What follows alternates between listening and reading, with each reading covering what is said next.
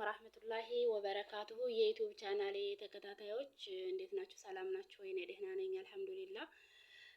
የዳንቴል አሰራር እንግዲህ ኢንሻአላህ ለቀጣው ይዤላችሁ እመጣለሁ ማለት ነው። ዳንቴል እንዴት አድርገን እንደምንሰራ ማለት ነው። የእጅ ስራ መማር ለብዙ ነገር ይጠቅማችኋል። ምክንያቱም የተለያየ ወጪ አታወጡም። የእጅ ስራ ብትማሩ፣ ስፌት ብትማሩ፣ ዳንቴል አሰራር ብትማሩ፣ ይህ አብዛኛው የሴት ስራ ነው ለመናገር ማለት ነው። ለምን ሀገር ስንገባ አሁን ያው ብዙ ረፍት ይኖረናል።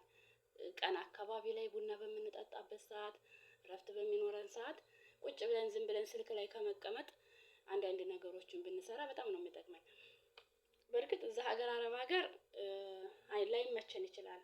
አረቦቹም ካዩ አይወዱም፣ ፍቃደኛ አይሆኑም። ግን በምተኙበት ሰዓት ያው ክላሳችሁ እየብቻ ከሆነ ልጅ ከሌለባችሁ ነፃነት ምናምን ካላችሁ በሚመቻችሁ ሰዓት በሚደብራችሁ ሰዓት መስራት ትችላላችሁ። ቢያንስ ስራውን እንዲያትረሱት። የእጅ ስራ ተተዋችሁት ይረሳል።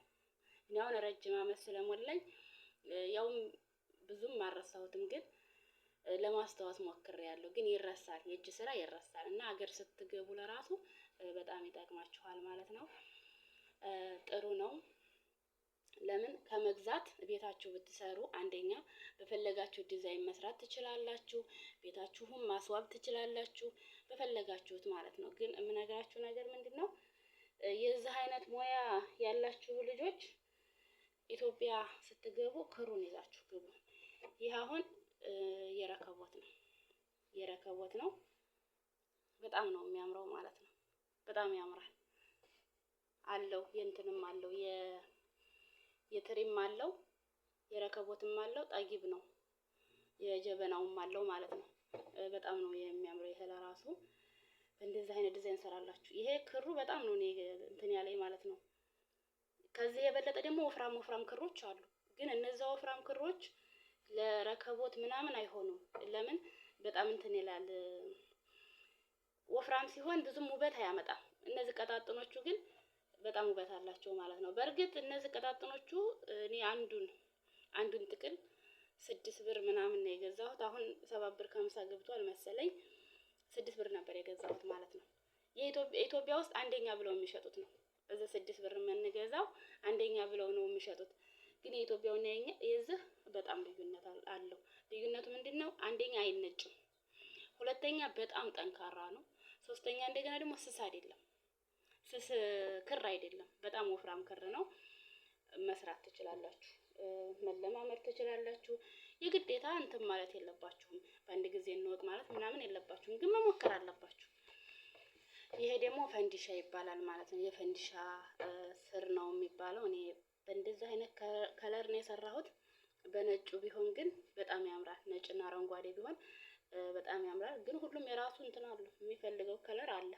እኔ ለምሳሌ ይሄን ከለር በጣም ነው የምወደው፣ አረንጓዴ ከለር። ቀይ በጣም ደመቅ ያለ ቀይ ብዙም እንትን የለኝም፣ ግን የዚህ አይነት ነው በብዛት የምወደው እኔ። የዚህ አይነት በጣም ነው ደስ የሚለኝ ማለት ነው። እና እንደዚህ እያደረጋችሁ እየሰራችሁ መለማመድ ትችላላችሁ፣ መስራት ትችላላችሁ ማለት ነው። ይሄ ደግሞ የረከቦት ነው። ይሄ ለረከቦት የተሰራ ነው። ይሄን እራሱ ማለት ነው በጣም ሰፊ ነው። ለረከቦት ስትሰሩ ግን ምን ታደርጋላችሁ መሰላችሁ? እንደ ረከቦታችሁ ነው። ለምሳሌ በሜትር መለካት ትችላላችሁ፣ በሜትር ማወቅ ትችላላችሁ ረከቦታችሁን ማለት ነው። ረከቦት ትልቅ ከሆነ እኔ አሁን ረከቦት የትልቅ ስለሆነ ይሄን ነው የምጠቀመው፣ ይሄ ማለት ነው። ግን ትልቅ ነው በጣም። ከዚህ ደግሞ አነስ አድርጎ መስራት ይቻላል። ለምሳሌ በዚህ አይነት ለረከቦት ተነሽ ላሉ ረከቦቶች ይሄ ነው የሚሆነው። ለትላልቁ ደግሞ ይሄ ነው የሚሆነው። ረከቦት ሲሰራ እዚህ ጋር ትቆጥራላችሁ፣ መቁጠር አለባችሁ ማለት ነው። ለትናንሹ አሁን ከዚህ አንስቶ እዚህ 40 ነው የሚሆነው ማለት ነው። 40 ይሆናል። 30 ማድረግ ይቻላል ካላነሰባችሁ ማለት ነው። እኔ ለዚህ ግን ትልቅ ነው ያደረኩት ማለት ነው። በጣም ትልቅ ነው ያደረኩት። ወደ 60 ነው ያደረኩት ማለት 60 እምላችሁ እንዴት ነው? እዚህ ጋር ስትጀምሩ የመጀመሪያ ይቻ አንዷ ዙር 60 ታረጓታላችሁ ማለት ነው። ከዛ 60ዋን በ60ዋ መካከል ሁለት ትከፍላላችሁ። ሁለት ስትከፍሉ ስንት ነው የሚሆነው? ሁለት ነው የሚመጣው። ትርፍ አይመጣባችሁም። ትርፍ አንድ ተመጣ ልክ አይመጣላችሁም ማለት ነው። እና ልክ እንደ እንትኑ ነው እንደምታወጡት ዲዛይን ነው። ግን እያንዳንዱ ዲያብል ነው የሚሆነው 8 10 16 20 26 30 32 እንደዚህ ነው የሚሆነው ለሚሰራ ነገር ማለት ነው። ቆጥረን ነው የሚሆነው። ቆጥረን ከሰራ ነው ያው ዋናው ነገር እንትን አይልም አይበላሽብንም ማለት ነው። ዲዛይኑን ከተከተል እና በእንደዚህ ነገር አድርጋችሁ መስራት ትችላላችሁ ማለት ነው። መማር ትችላላችሁ። የግዴታ እንትን ማለት የለባችሁም። ቀስ ብላችሁ የሚቸግር ነገር የለም።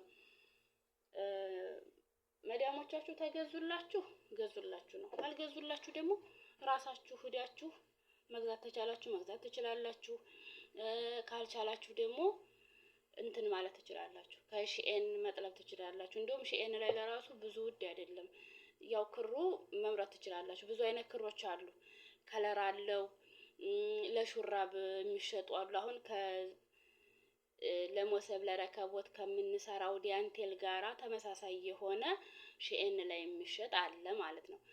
ያንን እናንተ ናችሁ የምትመርጡት። ጠንካራነቱ ሁሉም ጠንካራ ነው። ግን ወፍራም ሆኖ ከመጣ ይሄ ለረከቦት የምንሰራበት ክሮሽ መስራት አይችልም ክሮሹ ማለት ነው። ለምን ቀጭን ከሆነ አያሾልከውም ክሩን ማለት ነው።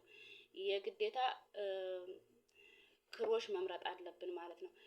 ለሹራብ የሚመጣው ክሮሹ ረዝም ነው። አንዳንድ ወፍራምም አለ ቀጣጥንም አለ ግን ረዛዝም ነው።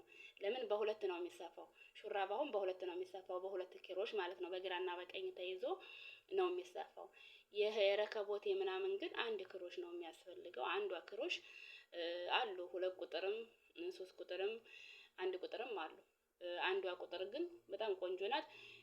ሁለቱ ቁጥር ትንሽ ተለቅ ስለሚል ስታሾልኩት እንትን ይልባችኋል።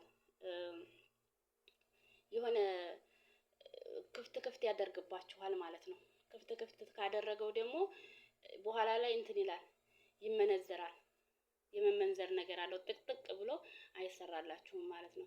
ይቺ አንድ ነጥቧ ግን አንዷ ማለት ነው እሷ በጣም ቆንጆ ናት። ምክንያቱም አንደኛ በቀጣጥን አድርጋ ነው የምታሾልከው። ክፍተት አይኖረውም። የመነጨት ነገር አይኖረውም። ስትሰሩ ደግሞ ታፈጥናላችሁ። ለምንድን ነው የምታፈጥኑት? ክሩን አንድ ጊዜ ከያዘች ቶሎ ብላ ታሾልከዋለች ማለት ነው። ያኛው ግን ይሄ 2 ቁጥር 3 ቁጥር የሚባለው ግን እንትን አይለውም። ለማሽሎክ ያሾልከዋል ግን ፍጥነት አይሰጣችሁም ለእናንተ ማለት ነው። በእንደዛ አድርጋችሁ መስራት ትችላላችሁ። ተለማመዱ የቻላችሁትን ማለት ነው። ያው መዳም ቤት እያላችሁ በትርፍ ሰዓታችሁ ሶሻል ሚዲያ ላይ ቲክቶክ ላይ ምናምን ተቀምጣችሁ ጊዜያችሁን ተምታባክኑ ዲናችሁንም እየተማራችሁ በዛው ግን መንገዳችሁ መስራት ትችላላችሁ። ስለተከታተላችሁ በጣም አድርጌ አመሰግናለሁኝ።